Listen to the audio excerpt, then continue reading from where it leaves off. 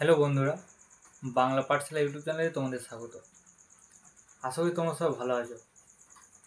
আজকে তোমাদের সাথে আলোচনা করব ক্লাস 8-এর বাংলা প্রথম পর্যায়ক্রমিক মূল্যায়নের কিছু নমুনা প্রশ্নপত্র নিয়ে। এই ভিডিওটি প্রথম থেকে শেষ পর্যন্ত ফলো করো আর একটি খাতা পেন নিয়ে প্রশ্নোত্তরগুলো নোট করো। তাহলে চলো দেখা যাক কি প্রশ্ন আছে।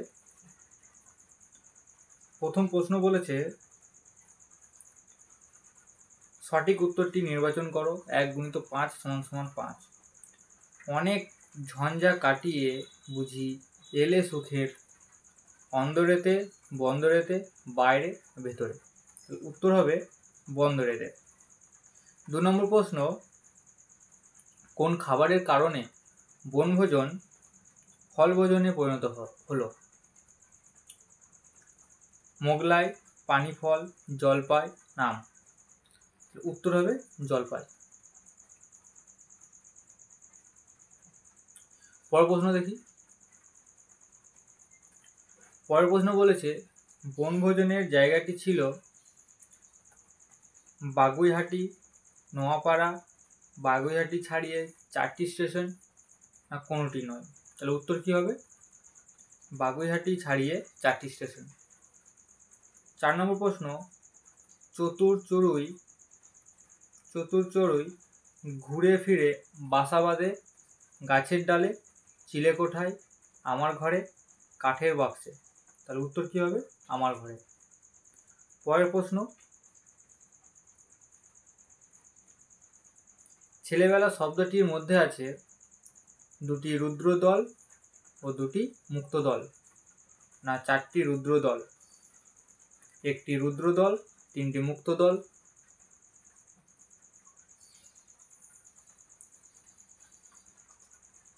আর লাস্ট অপশন 4টি মুক্তদল। তাহলে উত্তর কি হবে? 4টি মুক্তদল।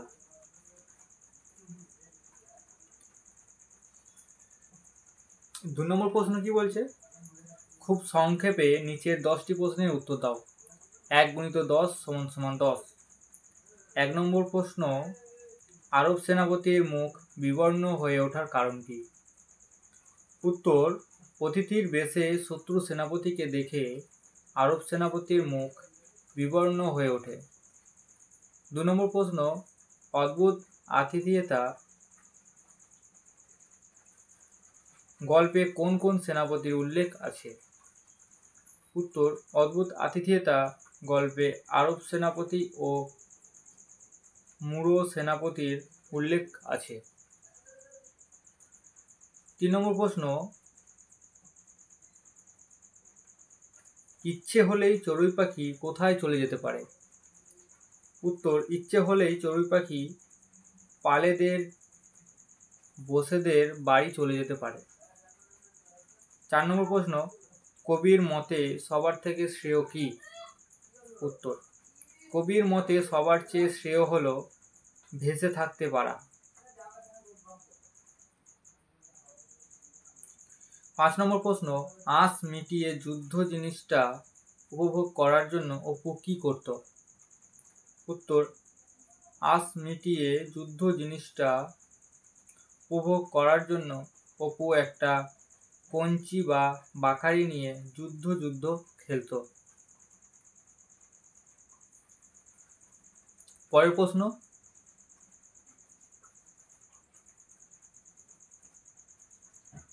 মহাভারতের কোন চরিত্র অপুর প্রিয়? উত্তর, মহাভারতের কর্ণ চরিত্রটি অপুর প্রিয়। 7 নম্বর প্রশ্ন, আলকুশি কি? উত্তর, আলকুশি হলো এক প্রকার বিষফল। 8 নম্বর প্রশ্ন, ধ্বনি কাকে বলে? ভাষার ক্ষুদ্রতম একককে বলা হয় ধ্বনি। 9 নম্বর প্রশ্ন, মুক্তদল কাকে বলে? যে দলের শেষে স্বরধ্বনি থাকে তাকে মুক্তদল বলে। 10 নম্বর প্রশ্ন, অপু কোন গ্রামে বাস করে ও তার বাড়িতে আর কে কে থাকেন? উত্তর, অপু নিশ্চন্দিপুর গ্রামে বাস করে আর বাবা, মা ও দিদি দুর্গা থাকেন। শব্দ কাকে বলে? অর্থযুক্ত ধ্বনি ও ধ্বনির সমষ্টিকে বলা হয় শব্দ। প্রত্যেকটা প্রশ্ন কিন্তু খাতায় নোট করে নাও, এই প্রশ্নগুলো কিন্তু খুবই গুরুত্বপূর্ণ।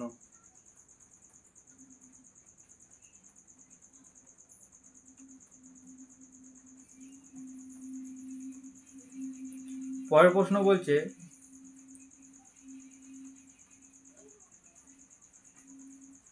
অধিক সন্ন্যাসীতে গাজন নষ্ট, প্রবাদ বচন। উত্তর বলছে দেখো, বেশি খেলোয়াড় হওয়ায় খেলার আনন্দটাই মাটি হয়ে গেল, একেই বলে অধিক সন্ন্যাসীতে গাজন নষ্ট। 13 নম্বর প্রশ্ন, এক হাতে তালি বাজে না, প্রবাদ প্রবচন।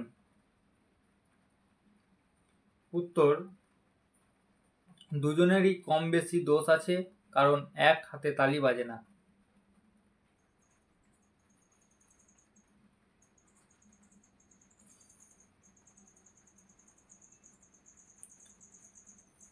তিন নম্বর প্রশ্ন, নিচের যে কোনো 5টি প্রশ্নের উত্তর নিজের ভাষায় লেখো। 2 × 5 = 10। তাহার দিগ্ভ্রম জন্মিয়াছিল, এখানে কার কথা বলা হয়েছে? দিগ্ভ্রম হওয়ার ফলে কি হলো? উত্তর, এখানে মূর সেনাপতির কথা বলা হয়েছে। দিগ্ভ্রম হওয়ার ফলে মূর সেনাপতি নিজ পক্ষের শিবিরে পৌঁছানোর পরিবর্তে শত্রুপক্ষ আরব সেনাদের শিবিরে গিয়ে উপস্থিত হন।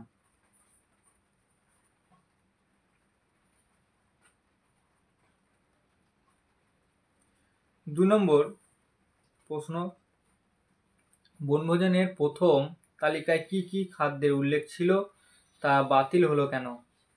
উত্তর, নারায়ণ গঙ্গোপাধ্যায়ের বনভোজনের ব্যাপার গল্পে বনভোজনের জন্য প্রথম তালিকায় ছিল বিরিয়ানি, আশা করি সবারই ভালো লাগে খেতে, পোলাও, কোরমা, কোপ্তা, 2 রকমের কাবাব ও মাছের চপ। প্রথম লিস্টের খাবার তৈরি করতে গেলে চাই 200 টাকা, বাবুর্চি, চাকর আর মোটর লরি।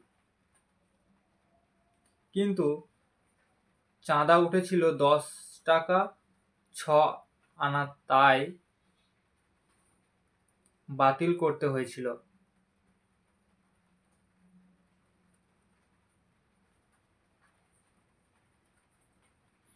পরের প্রশ্ন বলছে, তা এই পত্রে লিখেছিলাম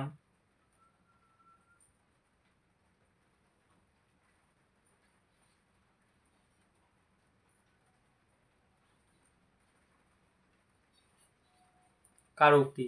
সে কি নিয়ে নিচ্ছিল?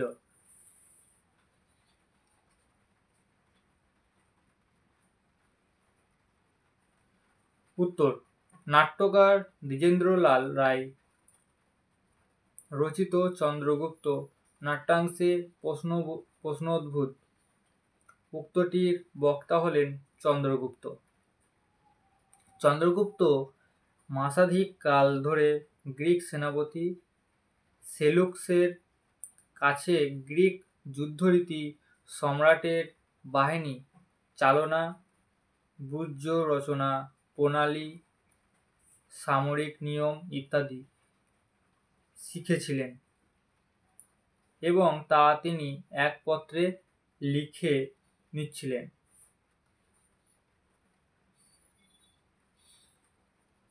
পরের প্রশ্ন, মরণ এলে হঠাৎ দেখি মরার চেয়ে বাঁচাই ভালো, ব্যাখ্যা করো।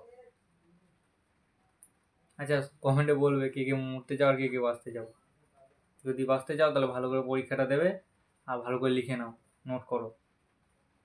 উত্তর, জীবনের দুঃখ কষ্ট সহ্য করতে না পেরে মানুষ অনেক সময় নিজের মৃত্যু কামনা করে, কিন্তু যখন সে মৃত্যুর মুখোমুখি হয় তখন তার এই উপলব্ধি হয় যে মৃত্যুর চেয়ে জীবন অনেক বেশি সুন্দর।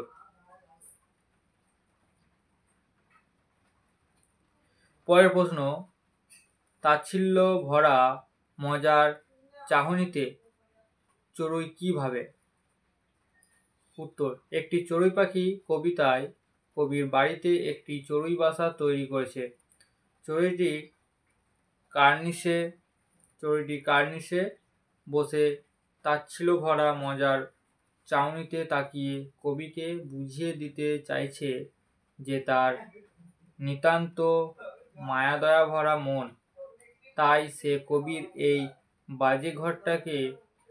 বাজে ঘরটাতে পড়ে রয়েছে। না হলে সে যখন ইচ্ছে তখনই এ পাড়ায় ও পাড়ায় বসেদের কিংবা পালেদের বাড়িতে চলে যেতে পারে।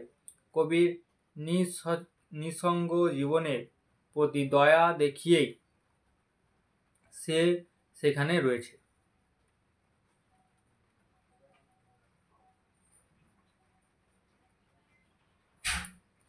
পরের প্রশ্ন,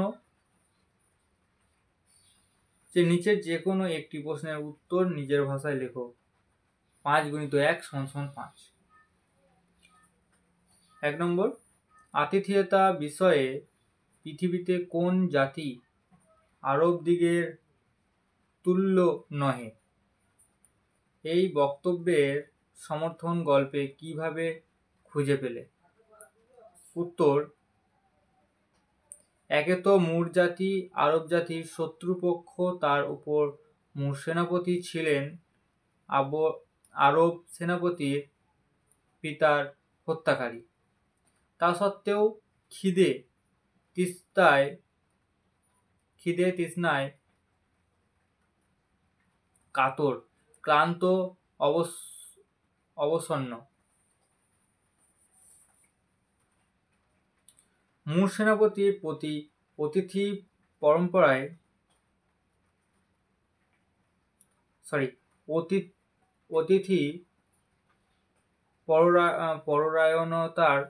পরায়ণতার যে নিদর্শন আরব সেনাপতি দেখিয়েছেন তা এক কথায় অতুলনীয়। মুর সেনাপতিকে খাদ্য পানীয় বিশ্রাম ও আশ্রয় দিয়েছেন এবং পরদিন নিরাপদে নিজের শিবিরে পৌঁছানোর জন্য দ্রুতগামী ঘোড়া দিয়েছেন আরব সেনাপতিকে।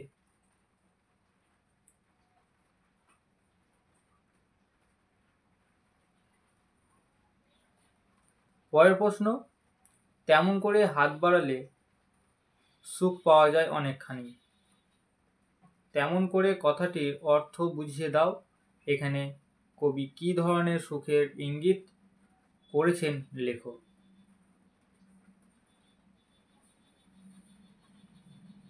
উত্তর, কবিগুরু রবীন্দ্রনাথ ঠাকুরের বোঝাপড়া কবিতা থেকে অংশটি গৃহীত হয়েছে। সাধারণভাবে তেমন করে কথাটির অর্থ সেই ভাবে হলেও বিস্তৃত অর্থে বলা যায় আন্তরিক তার সঙ্গে মনে বিন্দুমাত্র দ্বিধা না রেখে কোনো কিছু করা বা চাওয়া, যদি পারস্পরিক সহানুভূতির হাত বাড়িয়ে দেওয়া যায় তবে অনেকটাই সুখ বা আত্মতৃপ্তি পাওয়া যায়।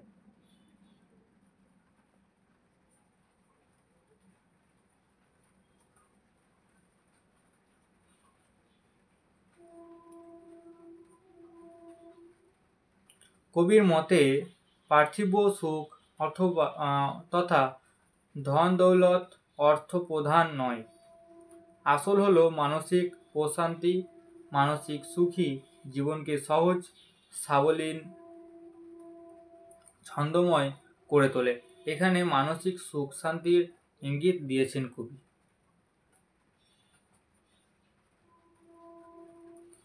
আজকে ভিডিও এই পর্যন্তই। আশা করি তোমাদের ভালো লেগেছে। যদি ভালো লেগে থাকে একটা লাইক করে দেবে আর বন্ধুদের সাথে শেয়ার করে দাও। Best of luck.